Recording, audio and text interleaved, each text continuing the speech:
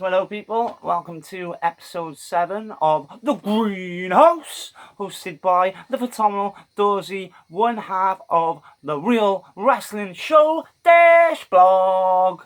So I'm the host of The Greenhouse for this evening, this afternoon, this morning, whenever you happen to be watching. As we do, as Real Wrestling Show Dash Blog hosts Rampage and Dynamite. We have moved The Greenhouse, my idea, thank you people, for Elevation and Dark to be on the Greenhouse and then as solos one after the other.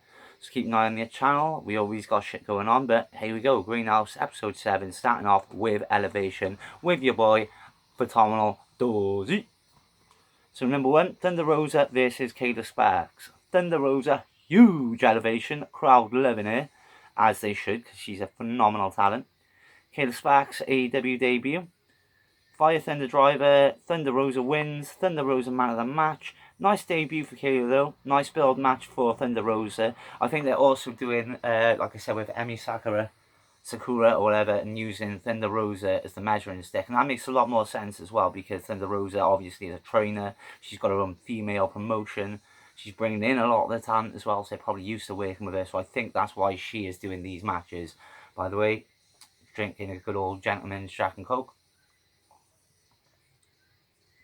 It was a decent match. That's just my opinion on what they're doing with Thunder Rosa, but hell of an elevation, fair play for a dark match, or an elevation match against a debut person. Match number 2, TJ Crawford, Eric James, Kevin Tibbs versus Dark Order, Silver, Reynolds, Angels, and 10, also Dean Alexander on the other team. I think it was all the Green wins AEW debut except for Dean Alexander, but I'm not sure because he said before they keep going AEW tag team debut, blah blah blah shit. Anyway, nice Tiger gut wrench drop by Reynolds. Before that, it was a 4-man shoulder block in ring, was nice. All 4 Dark Order shoulder block to all 4 of the others in tandem. It looked quite cool. Reynolds launched by 10 over the top to the opponents. Then 5, lovely corkscrew to the outside. Flurry of double teams. Then full Nelson. Dark Order win. Silver man of the match for me. Decent match. Not really much storyline because all Dark Order worked well together, but the Dark Order split, if you noticed in these shows. So, match number 3 was CPA, RSP, and VSK versus, well, no BS, in a 3-on-1. CPA and RSP AEW debut, I believe.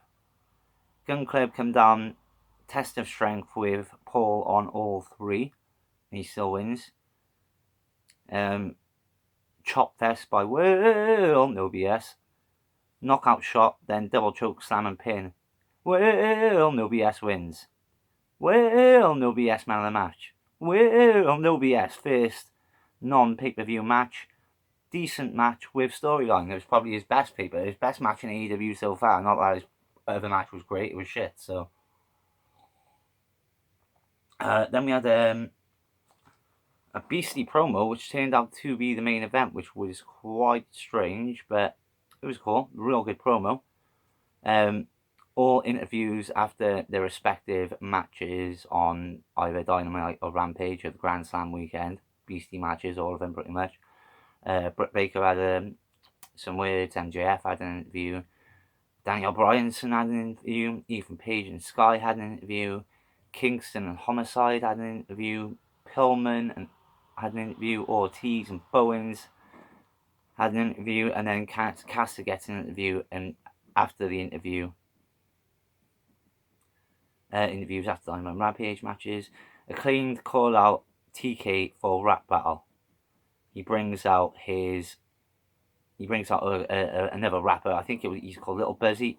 It might be, never heard of him, to be honest, I'm not gonna lie. I should have been a massive rap fan, but I haven't. TK spits some good bars, I gotta be fair, and then calls out the Varsity Blondes who take them out on the stage. This was filmed before Rampage, because right before it, TK's like, "No, let's get hyped for Rampage!" Ah! But we knew that. And then we had a well, no BS interview. basically saying why he wanted to come to AEW and why he's enjoying being in AEW and whatnot. And that was the end of Elevation. Quite nice little show. Only 3 matches. Like I said, the main event was a bit weird because it was a really great promo. It was just I wouldn't have had it as your main event. I probably would have went with the nobody else as your main event and had that right before it. Especially with him being the last one to be interviewed on it, so that would have made more sense to me. But there we go. It was a decent little show, and it was only like 40 odd minutes long, so I can't complain. It went too bad at all. Now moving on to Dark, which again was only just over an hour, which isn't too bad. I think it was about an hour and 12 minutes, which slightly too long still, but Elevation was only 40 odd or 38 or something like that, so it wasn't too bad. Anyway, Big C drew the short straw again last week. Haha! Anyway, moving on to Dark. Santana Garrett promo, interrupted by Diamante, who challenges her for next week, then they brawl. So Santana Garrett, hot name on the independents. She's appeared on NXT, Mae Young Classic, quite well known. Never really been on a big show, I would say, like as a permanent fixture. She was in the NWA for a bit. I think she might have even been a champion, or at least a challenger. But anyway, the match number 1 again starts off with Thunder Rosa versus Nikita Knight. Nikita's AEW debut. Russian leg sweep roll through, Peruvian necktie. Thunder wins. Thunder man of the match. Decent match, decent debut. More build for Rosa, and also, like I said, I think she's playing the Emi Sakura role. If you can have a great match or a good match and go with Thunder Rosa, you're worth looking at again. So yeah. Roads to the Top promo, which is obviously the Cody Rhodes and Brandy reality TV show, which I think debuts after Dynamite, which I will be watching after this show. Dynamite, not Rhodes. Charlie Bravo and JDX versus Private Party. Gin and Juice, Private Party win.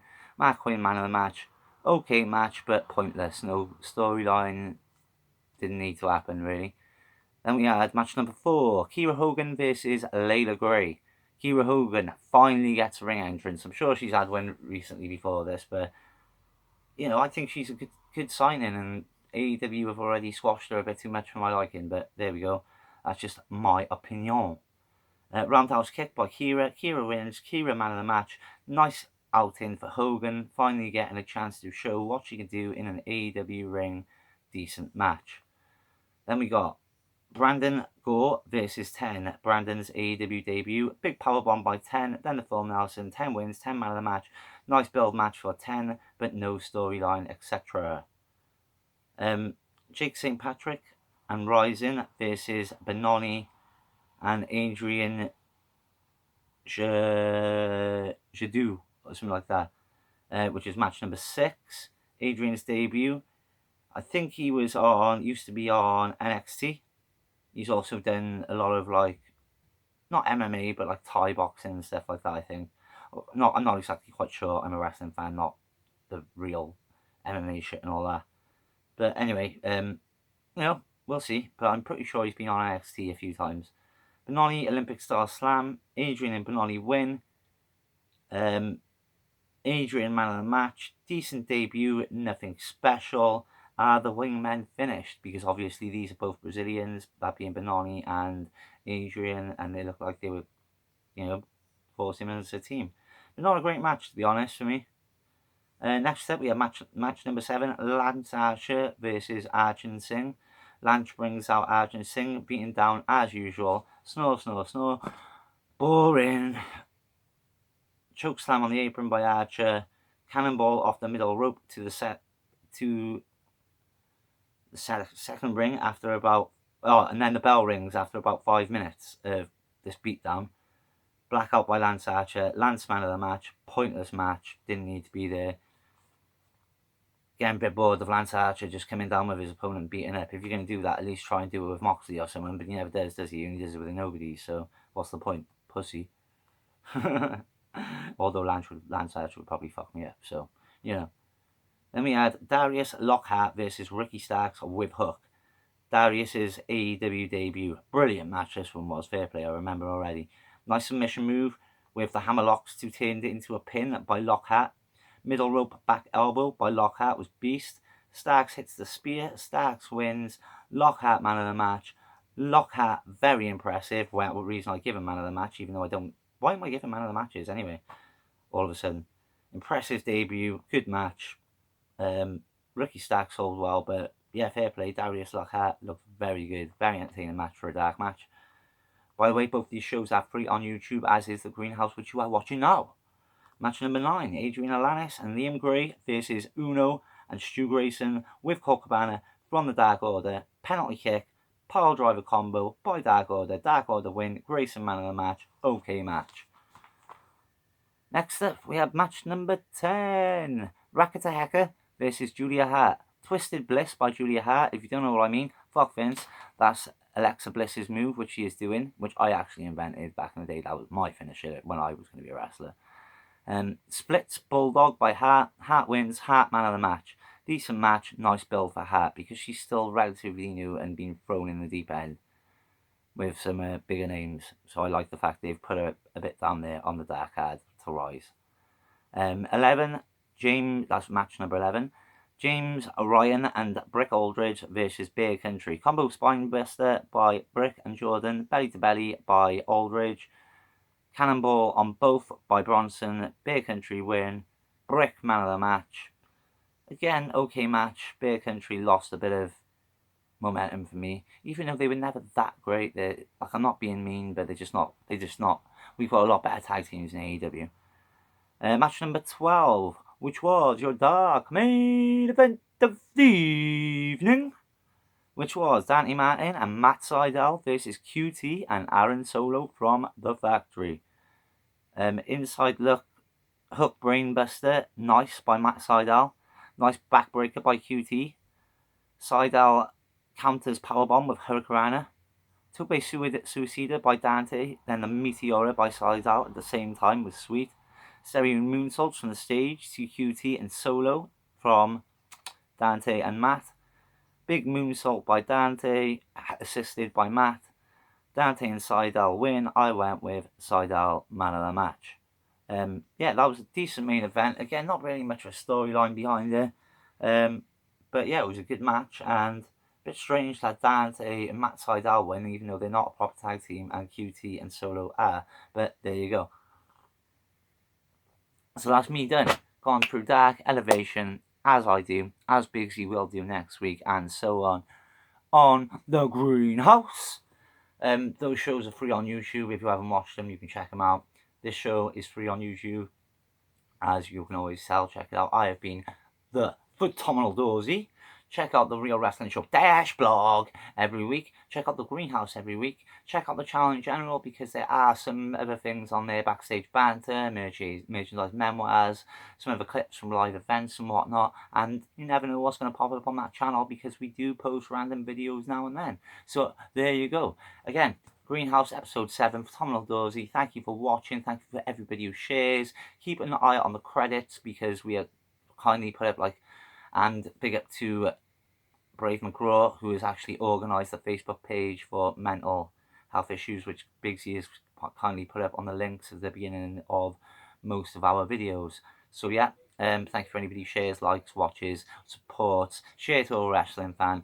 Peace, peeps. I've been your host for Tom Dorsey, and I'll see you next week.